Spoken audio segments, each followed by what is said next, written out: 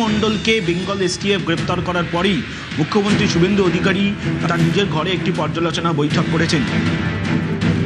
It's a very sensitive issue, এটা international কানেকশনের বিষয় আছে।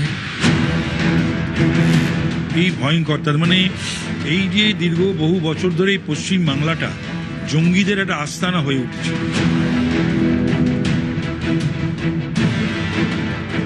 তৃণমূল জমানায় যেটা সেটা হচ্ছে র্যাডিক্যালাইজেশন, ধর্মান্ধ মৌলবাদীদের সংখ্যা, বিভিন্ন জায়গায় শিশু মনে বিদ্বেষের বিষ, দেশ বিরোধিতার বিষ, হিন্দু বিদ্বেষের বিষ ঢুকিয়ে দেওয়া। এই পশ্চিম বাংলা জেহাদিদের সব থেকে সেফ প্লেস ছিল।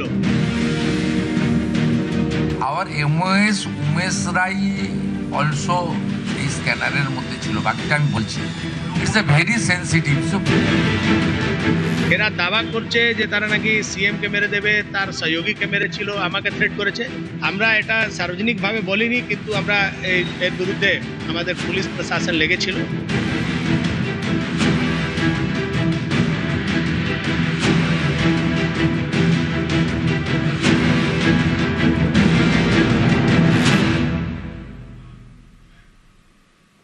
বর্ধমানে জালে জঙ্গি, ধৃতের হোয়াটসঅ্যাপ চ্যাটে মুখ্যমন্ত্রীর গতিবিধি, টাওয়ার লোকেশন পাচারের তথ্য। বর্ধমানের অভিজাত আবাসন থেকে ধৃত জঙ্গি হামিম মণ্ডলের ডিজিটাল এভিডেন্সে চাঞ্চল্যকর তথ্য মিলেছে বলে দাবি বেঙ্গল এসটিএফ এর। It's a very sensitive issue, এটা ইন্টারন্যাশনাল কানেকশনের বিষয় আছে, ন্যাশনাল সেফটি সিকিউরিটির বিষয় রয়েছে। এসটিএফ ডিটেলসে বলবে, ওদের এখনো অনেক কিছু জানা বোঝা বাকি রয়েছে।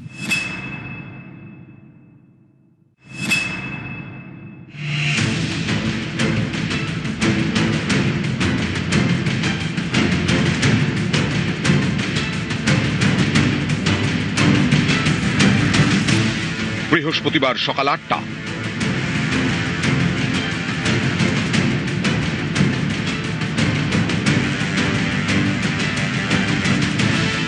পূর্ব বর্ধমানের নবাবহাটের রেনেসা টাউনশিপের জিম থেকে বেঙ্গল এসটিএফ এর জালে জঙ্গি। গ্রেফতার জঙ্গি হামিম মণ্ডল। তদন্তকারীদের নজরে হামিমের হোয়াটসঅ্যাপ চ্যাট। এসটিএফ এর দাবি, মুখ্যমন্ত্রী শুভেন্দু অধিকারীর গতিবিধির ওপর নজর ছিল হামিমের। সেই তথ্য হোয়াটসঅ্যাপের মাধ্যমে সে পাচার করছিল জঙ্গি গোষ্ঠীর কাছে। এমওএস উমেশ রাই অলসো এই স্ক্যানারের মধ্যে ছিল, বাকিটা আমি বলছি না।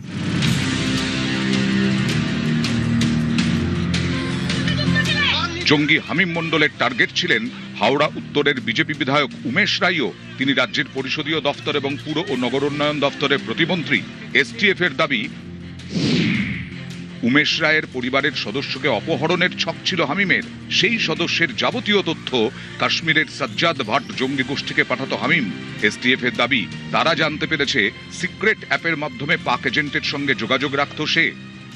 যত সন্ত্রাসী তাকত সব পশ্চিম বাংলাকে নিজের সেফ প্লেস বানিয়েছিল।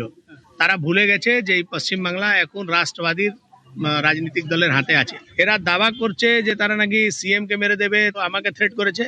আমরা এটা সার্বজনিকভাবে বলিনি, এর বিরুদ্ধে আমাদের পুলিশ প্রশাসন লেগেছিল। এর সঙ্গে যত লোক যুক্ত আছে, যত লোক এদেরকে সাপোর্ট করতো, সব লোক চিহ্নিত হবে, তাদের বিরুদ্ধে কারবাই হবে। এসটিএফ সূত্রে খবর, হাওড়া, কলকাতা, পূর্ব বর্ধমানে যাতায়াত ছিল হামিমের।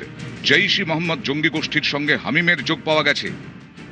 জঙ্গি সাজ্জাদ ভাট গোষ্ঠীর হয়ে কাজ করত এই হামিম মণ্ডল। প্রাথমিকভাবে তদন্তে তেমনটাই জানতে পেরেছে বেঙ্গল এসটিএফ। একের পর এক চাঞ্চল্যকর তথ্য এই হামিম মণ্ডলের থেকে পেয়েছে বেঙ্গল এসটিএফ। সাজ্জাদ ভাট গোষ্ঠী পাক জঙ্গি সংগঠন জৈশ-ই মোহাম্মদের স্লিপার সেল। 2019-এর 14 ফেব্রুয়ারি পুলওয়ামা হামলার সঙ্গে জড়িত ছিল সাজ্জাদ ভাট। সে বছরই এনকাউন্টারে নিহত জঙ্গি সাজ্জাদ আহমেদ ভাট। সাজ্জাদের মৃত্যুর পরেও সক্রিয় তার গোষ্ঠী।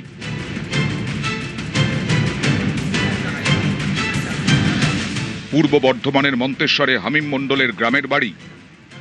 আমি আমার লাতি হয়, কলকাতায় থাকে, পড়াশোনা করছিল কলকাতাতেই। বাবার সঙ্গে ওই ব্যবসা আছে, ওই ব্যবসায় যুক্ত থেকে ব্যবসা করে ওইখানেই, আর কলকাতাতেই জন্ম।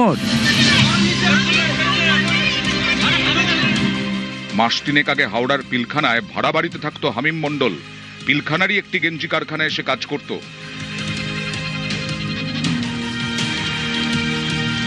এটা বর্ধমানের রেনেসা টাউনশিপ।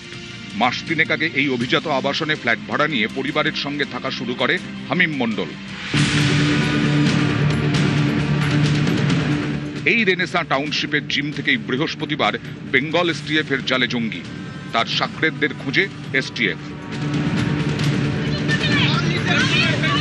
সোমরাজ বন্দ্যোপাধ্যায়, শরদিন্দু ঘোষ এবং নবকুমার রায়, নিউজ 18 বাংলা।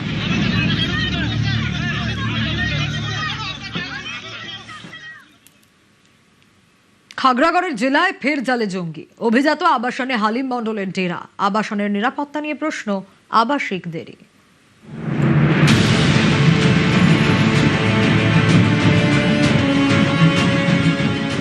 বর্ধমানের খাগড়াগড় নামটা শুনলেই ভেসে ওঠে বিস্ফোরণের ভয়ঙ্কর সব ছবি।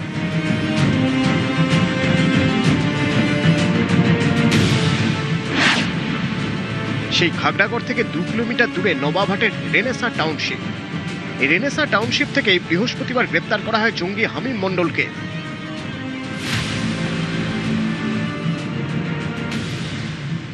আপনি যেখানে আছেন তার ঠিক ওপরতলায় সেখানে জঙ্গি ধরা পড়েছে হামিম মণ্ডল। কতজন ছিল তারা? আমি যা জানতাম বাবা মা আর ওই ছেলেটাকে নিয়ে আরো দুজন আর কি, 2 ভাই আর 1 বোন ছিল। হ্যাঁ, পুরো পরিবার পরিবার হিসেবেই জানতাম। কতদিন ছিল এখানে? ভোটের রেজাল্ট বেরোনোর পরই বোধহয় এসেছিল।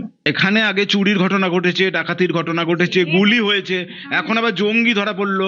এখানকার নিরাপত্তা নিয়ে কি বলবেন? নিরাপত্তার গাফিলতি আছে এটা, এবং এমন একটা জায়গা কলকাতার দিকে আপনার দুর্গাপুর যেদিকে খুশি পালিয়ে যাওয়ার রাস্তাটা খুব বিশাল।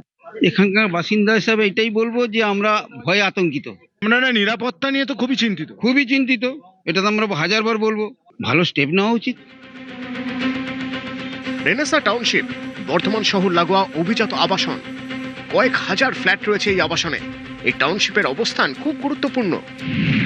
19 নম্বর জাতীয় সড়ক ঘেঁষা রেনেসা। কলকাতা থেকে জাতীয় সড়ক ধরে যাওয়া যায় পানাগড়, দুর্গাপুর, আসানসোল, ধানবাদ। এমন একটি অভিজাত আবাসনের নিরাপত্তা নিয়ে বারবার প্রশ্ন উঠেছে। এর আগে রেনেসায় ডাকাতির মতো ঘটনাও ঘটে, এমনকি গুলি চলার ইতিহাসও রয়েছে। সেই আবাসন থেকে এবার জালে জঙ্গি। এখানেই অনেকের প্রশ্ন, এহেন অভিজাত আবাসনে নিরাপত্তা নিয়ে এত ঢিলেমি কেন? ঘর ভাড়া নিয়ে একজন জঙ্গি থাকছে, অথচ কেউ কিচ্ছু টের পাচ্ছে না। স্থানীয়দের দাবি, দীর্ঘদিন ধরে তারা পুলিশ আউটপোস্টের দাবি জানিয়েছেন, কিন্তু কিছুই হয়নি। 19 নম্বর জাতীয় সড়কের পাশেই রেনেসা উপনগরী। আর এই বিশাল উপনগরীর জন্য একটা পুলিশ আউটপোস্ট বা একটা ফাঁড়ি তৈরির দাবি বাসিন্দাদের দীর্ঘদিনের। এবং এই যে জঙ্গি ধরা পড়ার পর সেই দাবি আরো জোরালো হচ্ছে। সবকিছু অ্যারেঞ্জমেন্ট করা আছে, ঘর হয়ে আছে, পুলিশ একদিন উদ্বোধনও হলো, তারপর হঠাৎ কেন বন্ধ হয়ে গেল সেটা আর জানা নেই। এর আগে দেখবেন যে রেনেসা চুরি হয়ে যাচ্ছে, কখনো ডাকাতি হয়ে যাচ্ছে, তারপরে এই আজকের যে ঘটনা, এটা তো আরো একটা আতঙ্কের ব্যাপার।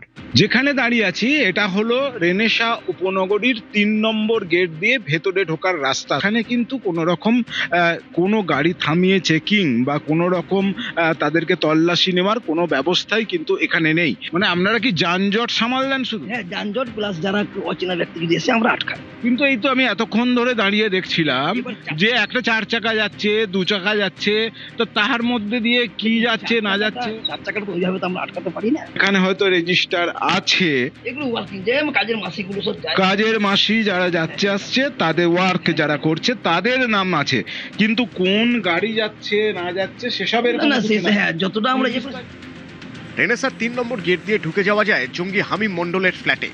মাস তিনেক আগে এই ফ্ল্যাটটি ভাড়া নেয় হামিম। রেনেসা উপনগরীর রোহিণী 9 যে টাওয়ার, তারই 3য় তলে এই যে একতা মেহতা আর H9/2B, এই ফ্ল্যাটেই থাকতো হামিম মণ্ডল। স্থানীয় এক মুদি দোকানের মালিকের মারফত এই ফ্ল্যাট ভাড়া নেয় হামিম। আর এই যে গ্রসারি শপ, রাইস যে শপ দেখা যাচ্ছে, সেই শপ থেকেই সাধারণত এই এলাকায় ভাড়া দেওয়া হয় এবং আলী নামে এক ব্যক্তি সেই ভাড়া ঠিক করে দেয় বা বলা যায় যে মধ্যস্থতা করে। এখন এই ঘটনা হামিম মণ্ডল গ্রেপ্তার হবার পর সেই আলীর নাম উঠে আসছে। আলী এখানে ভাড়ার ব্যবস্থা করে দিয়েছিল। এই যে জঙ্গি ধরা পড়লো, এদেরকেও আপনি দেখে দিয়েছিলেন। যিনি ধরা পড়ছেন ওনাকে তো আমি ভাড়া দিইনি, ওনার বাবাকে ভাড়া দিয়েছি। যিনাকে আজকে পুলিশ অ্যারেস্ট করে নিয়ে গেছে, ওনার সঙ্গে এগ্রিমেন্ট হয়নি, ওনার বাবার সঙ্গে হয়েছে এগ্রিমেন্টটা। তো কি করতো বলতো, বাবা কি বলে? ওনার ভাইয়ের কাছ থেকে যেটা শুনেছিলাম যে উনি একটা প্রাইভেট এতে কাজ করেন, কোম্পানি। রেনেসা আবাসনের মধ্যে জিম। বৃহস্পতিবার সেখানে কসরত করছিল হামিম মণ্ডল। সেখান থেকেই তাকে গ্রেপ্তার করে বেঙ্গল এসটিএফ। পূর্ব বর্ধমান থেকে শরদিন্দু ঘোষ, নিউজ 18 বাংলা।